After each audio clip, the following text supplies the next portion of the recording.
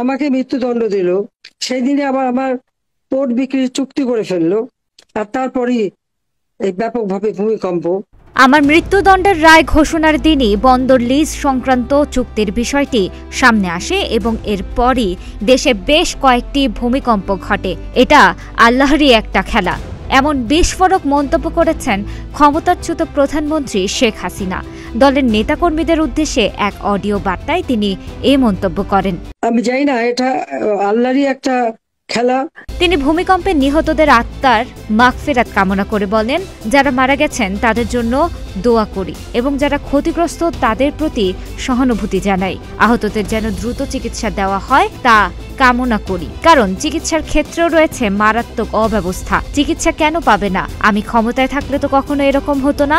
আমরা সঙ্গে সঙ্গে উদ্ধার ও চিকিৎসা শুরু করতাম, কিন্তু তারা সব দিকেই ব্যর্থ। আজকে এই ভূমিকম্পে যারা মারা গেছে, আমি তাদের আত্মার মাগফিরাত কামনা করি এবং যারা ক্ষতিগ্রস্ত তাদের প্রতি সহানুভূতি জানাই, এবং যারা আহত তাদের চিকিৎসা যাতে তাড়াতাড়ি হয় সে কামনা করি, কারণ চিকিৎসার ক্ষেত্রেও একেবারে যাচ্ছে তাই অবস্থা।